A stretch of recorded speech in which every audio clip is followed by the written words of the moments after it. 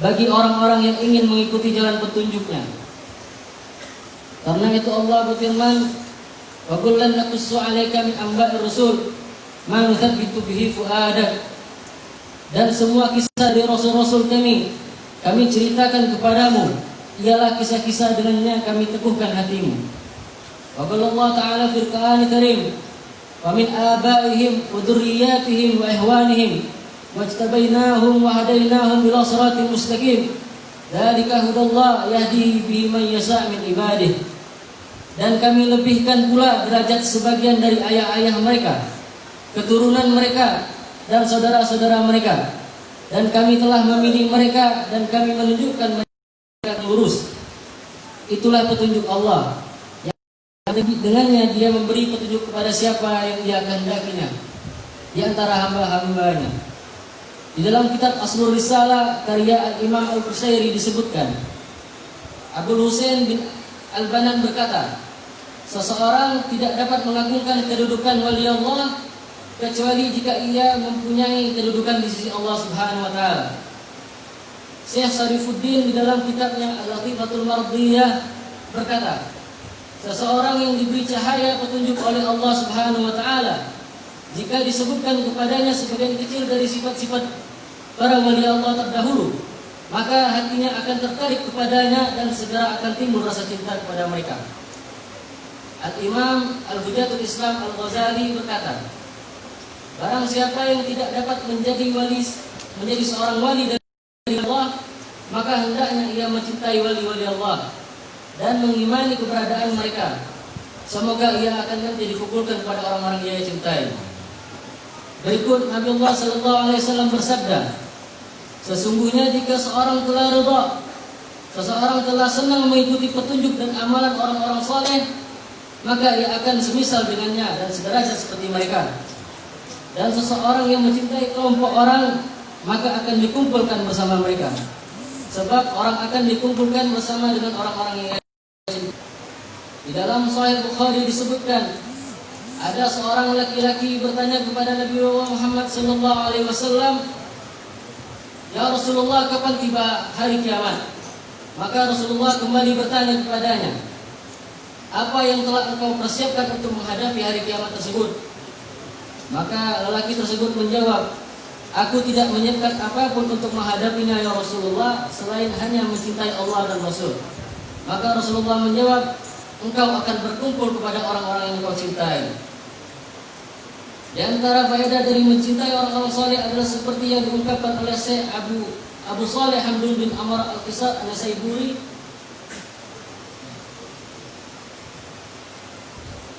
barang siapa yang mempelajari sejarah hidup orang saleh terdahulu, maka ia akan mengetahui segala kekurangan dan ketinggalannya. Berkait dengan penyampaian yang saya sampaikan barusan, pada kesempatan kali ini akan disampaikan menagih riwayat hidup tentang seorang ulama ad-da'i ilallah, Al-Habib Husain bin Ahmad Barakubah, yang berdakwah di Indonesia khususnya di kota Jambi pada abad ke-12 Hijriah, bertepatan pada 18 Masehi. Nasab beliau yang suci bersenambung kepada datuknya Rasulullah SAW.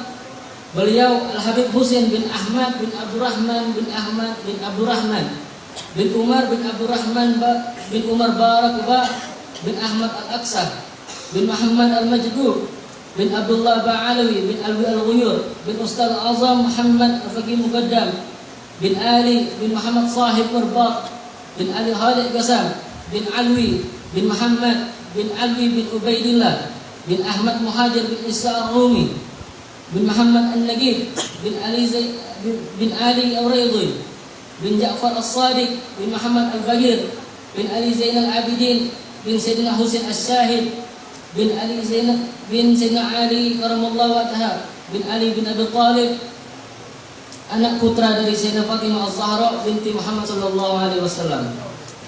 Bermula gelar Barakubah dinisbahkan kepada keturunan wali Allah, yaitu Al-Habib Umar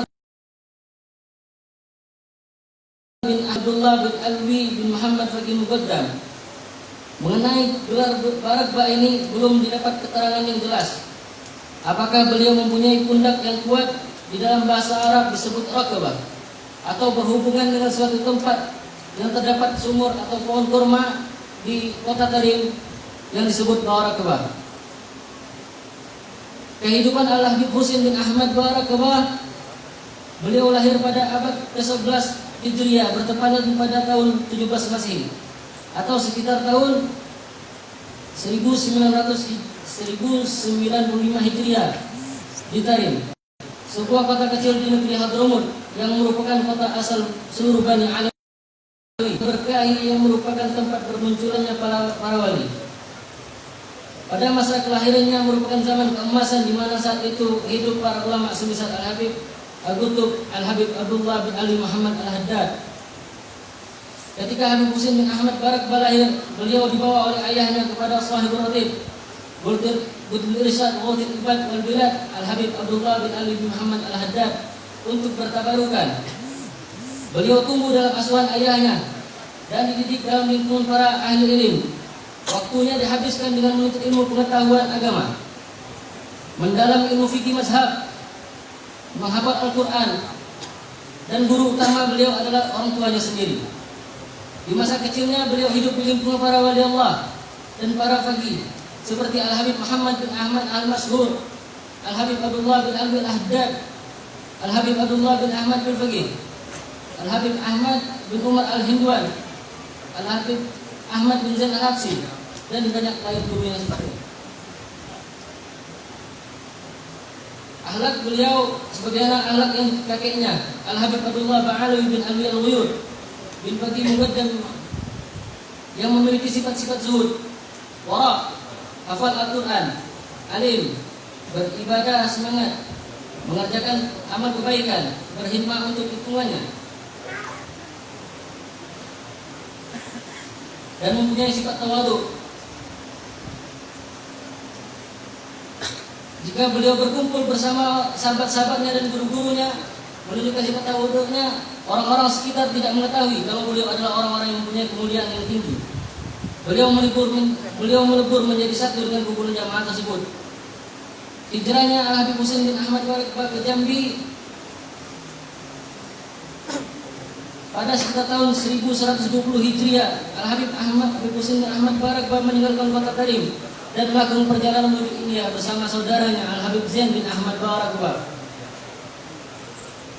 Rute perjalanan Habib Husain bin Ahmad Barakabah, beliau sampai ke India, terus menuju ke Kolombo, terus ke Aceh. Al-Habib Husain bin Ahmad Barakabah tiba pertama kali menjejakkan kakinya di tanah Aceh, di mana kerajaan Aceh tersebut dipimpin oleh Syarif Ibrahim Jamaluddin dengan gelar Sultan Perkasa Al-Alam. Selanjutnya beliau melanjutkan perjalanan ke kota Palembang Darussalam. Latar belakang maksudnya Habib Husain bin Ahmad Barakabah ke Palembang Darussalam disebabkan antara lain, pada masa itu para habib mendapatkan tempat yang khusus di Kesultanan Palembang Darussalam. Al-Habib Husain bin Ahmad Barakabah tiba di kota Palembang Darussalam pada masa pemerintahan Sultan Muhammad Mansur. Al-Habib Husain bin Ahmad Barakabah tinggal di kota Palembang dan menikah dengan anak pembesar Kesultanan Palembang Darussalam. Hal ini dapat dimaklumi juga dan juga dibuktikan dengan beri gelar cucu beliau, yaitu Al-Habib Qasim bin Ali bin Husain Barakabah sebagai pangeran. Dan pada masa 1138 Hijriah, Al-Habib Husain bin Ahmad Barakabah memasuki kota Jambi dan menyebarkan agama Islam selama lebih kurang 35 tahun.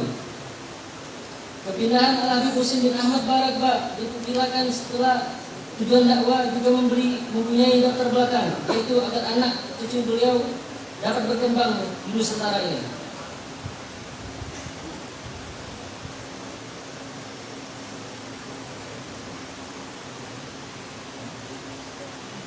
Kepindahan anak cucu Al-Habib Husain bin Ahmad Barakabah dimulai pada pertengahan abad 18.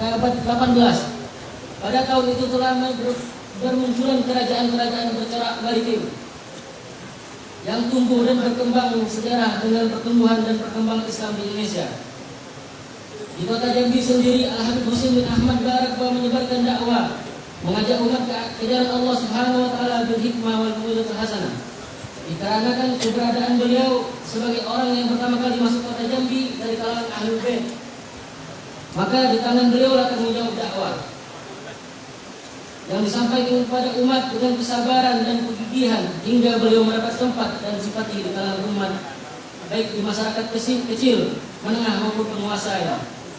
Dan hidup di pada masa itu saudagar kaya keturunan Cina yang tinggal di tengah keluarga istana yang mempunyai anak gadis dari perkawinannya dengan putri Kesultanan Jambi.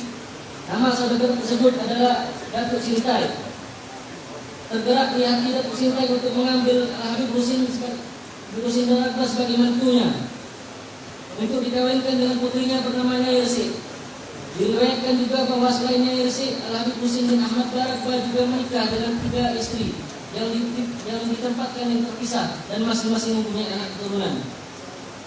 Al-Habib Husin bin Ahmad Barakbah mempunyai 16 keturunan, 13 dari anak laki-laki dan 3 dari anak perempuan.